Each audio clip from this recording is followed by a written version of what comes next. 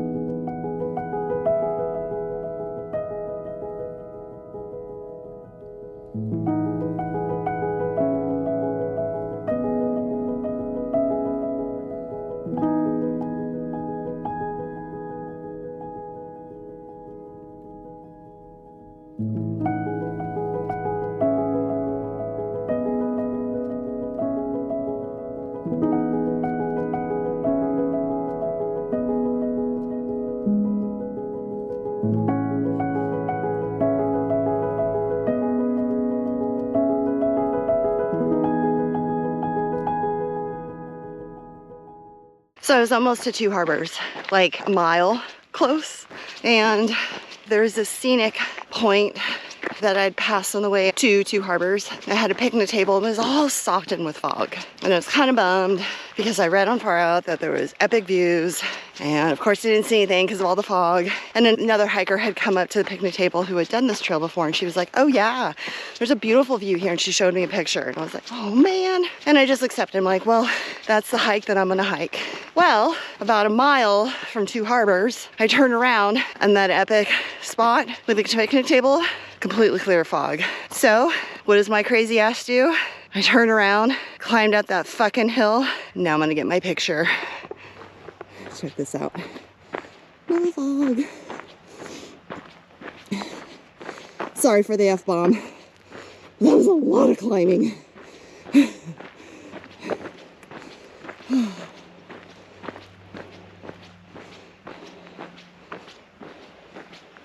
Look at that.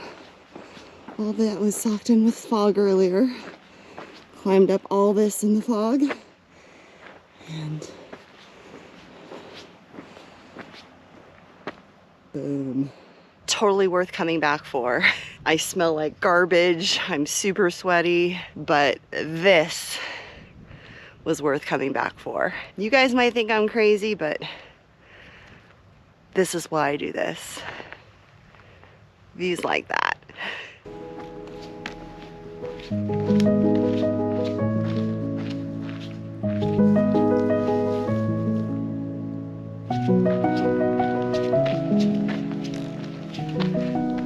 Got my picture. It's so beautiful.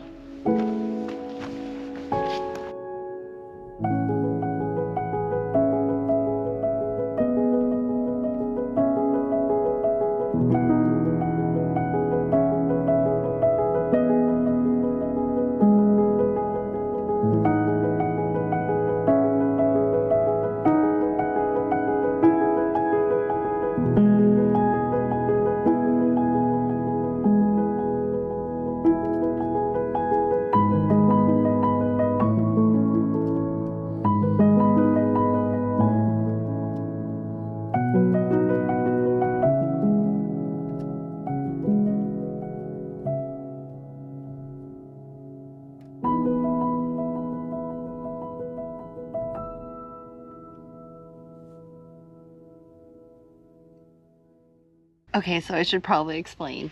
This is not the campsite that I had originally booked. I originally booked just like a tent campsite, but the forecast is calling for rain showers starting tonight at 11 p.m. And we talked to the rangers who are saying that they are anticipating more rain than what's forecasted. Means that it's probably going to start raining in the middle of the night tonight. My tent is still wet from all the condensation that it got on it at the last campground from last night. I haven't had a chance to lay out my tent and dry it out. As you can see, it's overcast, so the weather has changed. It was sunny earlier, and now the fog is starting to roll in, and the temperature has changed pretty quickly. It's a lot lower. With there being cabin tent sites available here, I thought, you know what? I'm just going to live in some luxury. I did meet some hiker friends today. We were actually on the ferry together and have been kind of leapfrogging, and we actually all met here at Two Harbors today. And inside my tent cabin, I have 6 cots. So I invited them to hang out with me in the cabin tonight so they don't have to sleep outside in the rain. So they are actually down at their campsite packing up, and they're going to be heading up here. Now,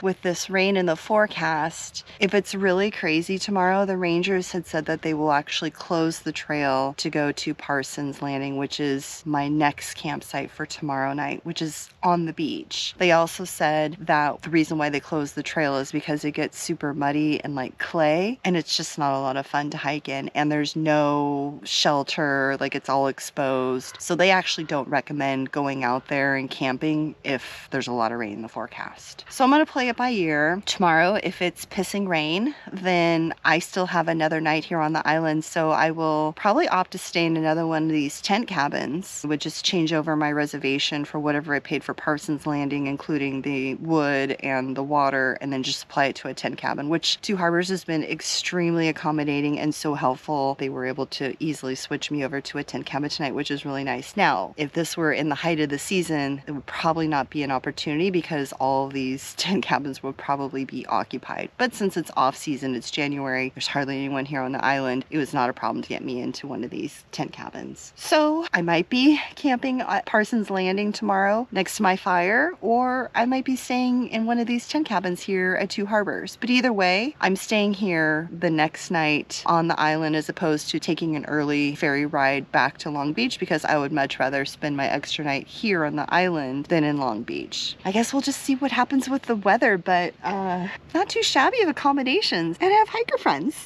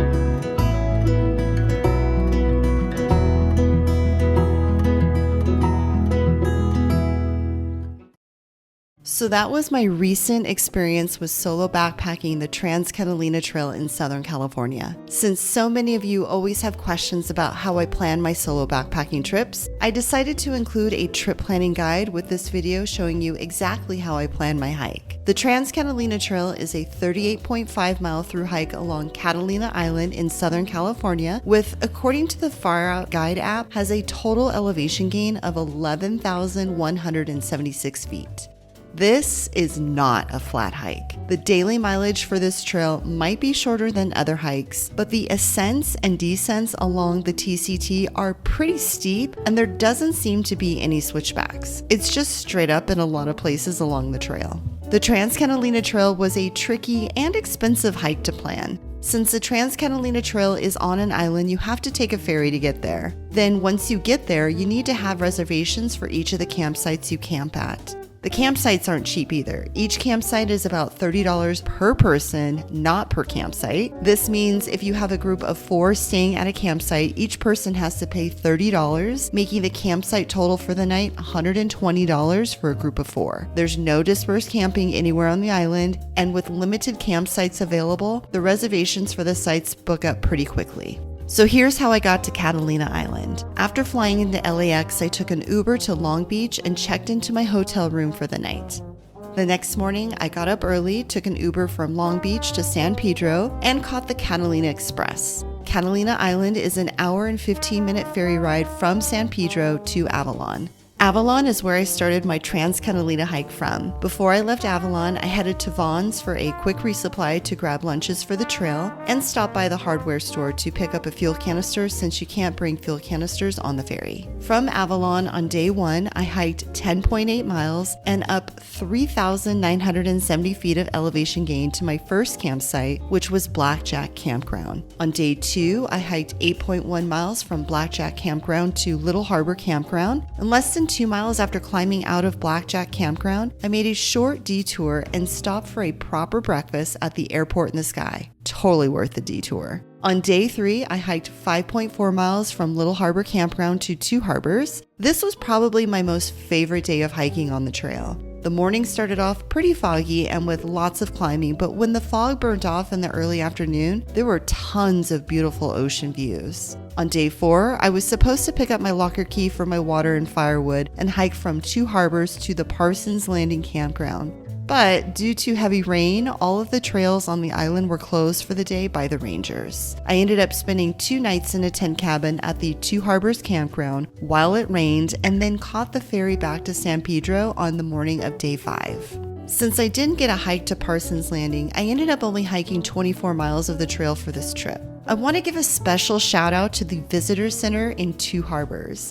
The staff here was incredibly friendly and extremely accommodating. I had originally booked a traditional campsite on day 3 at the Two Harbors Campground, but they were able to move me to a tent cabin so I didn't have to camp in the rain. Then when the trails on the island were closed the next day due to all of the heavy rain, they transferred my reservation from Parsons Landing to another night in the tent cabin so I didn't have to camp out in the rain. I hiked the Trans Catalina Trail in January, which is technically wintertime and is considered Catalina Island's off-season and rainy season. The weather during my hike was anywhere from low 50s to high 60s, and each morning started off with a heavy layer of fog, but it would burn off before lunchtime, leaving behind lots of sunshine. Then by the end of the day, the fog would roll back in again. On the night of my day 3, it started raining and didn't stop until the morning I left the island to head back to San Pedro. I don't recommend hiking the Trans Catalina Trail in the rain.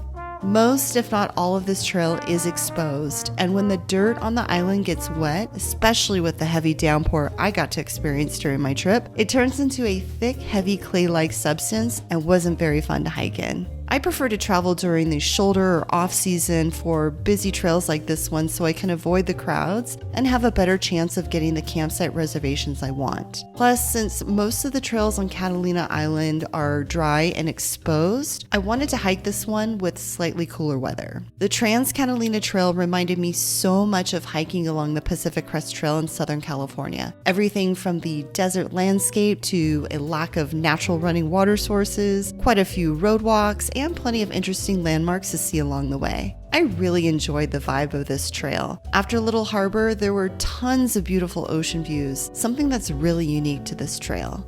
My navigation system of choice for this hike was the FarOut Guide app. Once I downloaded the map and waypoints for the trail on my phone, I used the app while my phone was in airplane mode and got all of the information I needed for the trail while I was out there, including GPS to know exactly where I was while I was out on trail, the routes I created for each day while I was out there to show the daily mileage and elevation gain and loss, and information, photos, and user comments for each of the waypoints along the trail, which were all pretty helpful. Even though there weren't any natural running water sources along the trail, each campsite on the island had water spigots. The water spigots at Blackjack Campground were turned off because they were repairing a broken pipe, but there were boxes of bottled water available for hikers to use. There were also a couple random working water spigots I found along the trail that weren't listed on my map. I did pack my normal water filtration system for this trip, including my Sawyer Squeeze water filter, but ended up not needing to use it during my hike. Here's what I wore for my Trans Catalina Trail hike in January. A pair of Duluth Trading Company Flexpedition pull-on slim leg pants. Since I was hiking during the winter, I opted for hiking in trekking pants instead of a pair of running shorts. A purple rain skirts adventure dress. This was my first time wearing my new adventure dress while hiking, and I loved it. It was comfortable, covered my rear end when hiking, was easy to layer with my other clothes, has 2 big pockets on the sides, and I could wear it as a town or beach dress while at camp. A sun hoodie. I loved hiking in a sun hoodie because it's light and provides great coverage from the sun. The only thing I do differently is opt for a lighter color instead of black. Black is just too hot for me to hike in when in exposed areas, even when it's cloudy out and the temps are on the cooler side. A trucker hat with a wide rim. This is an all year round hiking essential for me. A pair of sunglasses, another all year round hiking essential for me. A pair of Ultra Lone Peak 7s with a pair of Darn Tough socks, and with a super cute pair of Ultra Gam gaiters to help keep rocks and debris out of my shoes. My thru-pack Summit Bum fanny pack to keep my camera, phone, sunscreen, sunglasses, extra batteries, and wallet in. I also packed my OR Gore-Tex crocodile gaiters, which at first I thought might have been overkill with the forecasted rain, but ended up being very happy I had these with me on the dewy mornings and then later having to hike through the thick, heavy mud.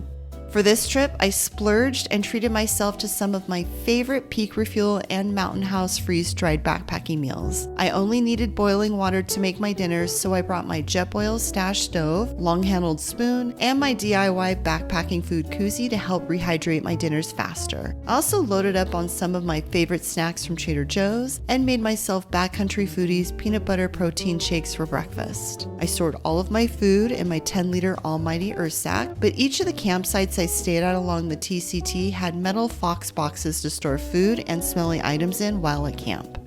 As for the number of meals I packed for this trip, I brought 3 breakfasts, 3 dinners, tons of snacks, electrolytes, and got 3 lunches at the Vons in Avalon as soon as I got to the island.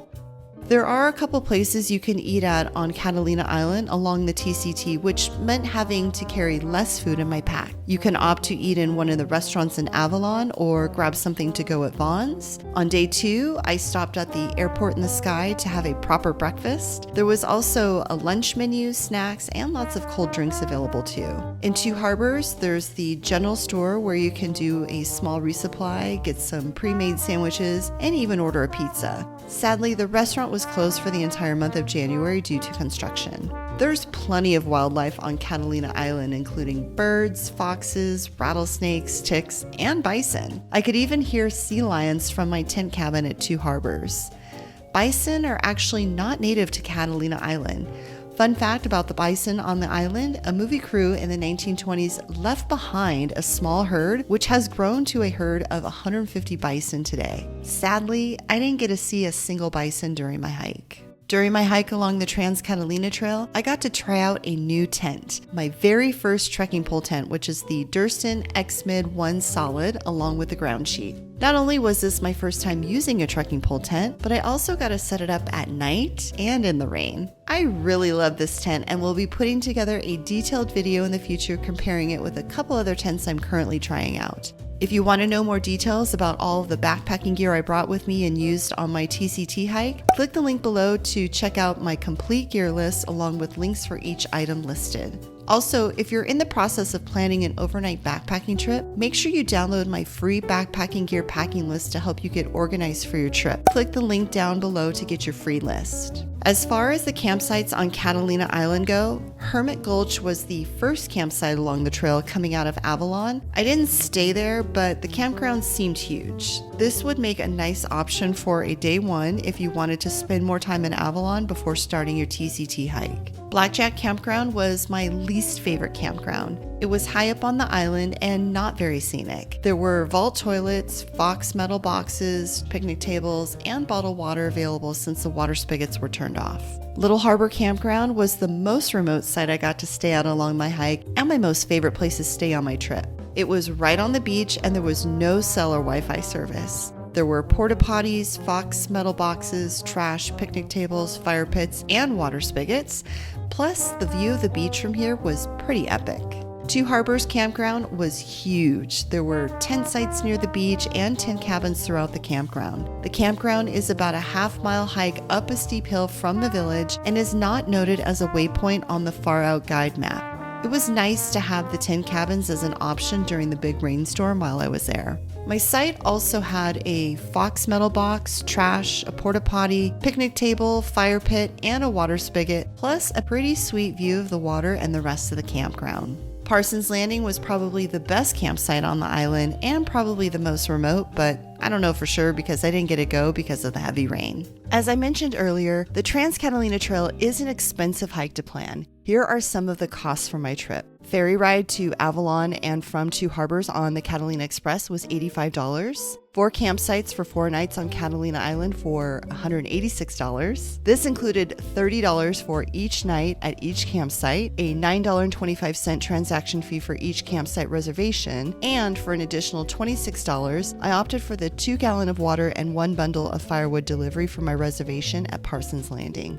I did get charged an additional $72 for the tent cabin upgrade on day 3 at Two Harbors, but was not charged for the additional upgrade the next night since the rain had closed the trails, preventing me from getting to hike to Parsons Landing. The total cost for my Trans Catalina Trail hike was $342. You can make this hike cheaper in a couple of different ways. You can do bigger mileage days and reduce the number of nights you need a campsite on the island for. Don't upgrade to a tent cabin at Two Harbors. Also, if you're looking to do an overnight stay on either the front or the back end of your trip, I'd recommend not staying in Long Beach. The hotels there were kind of pricey. Stay closer to the airport and get something a little cheaper.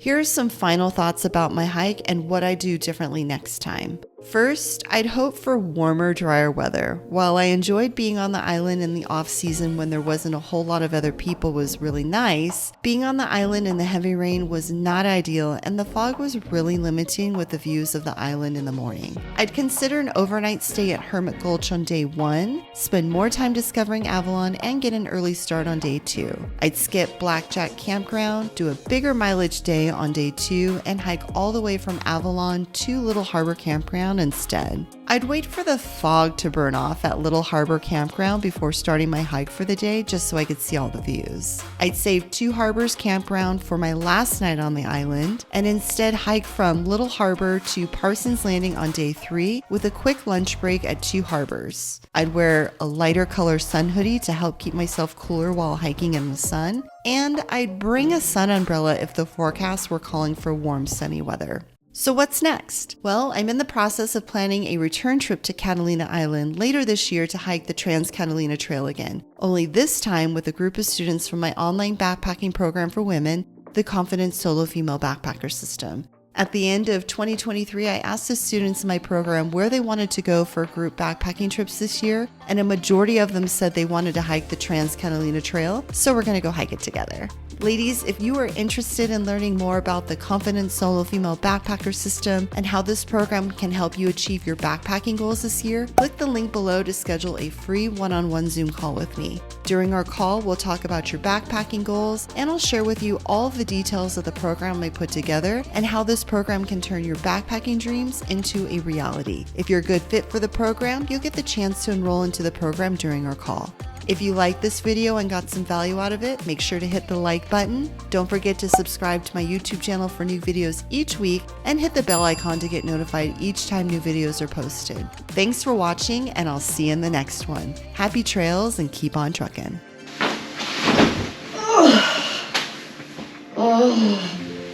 Oh.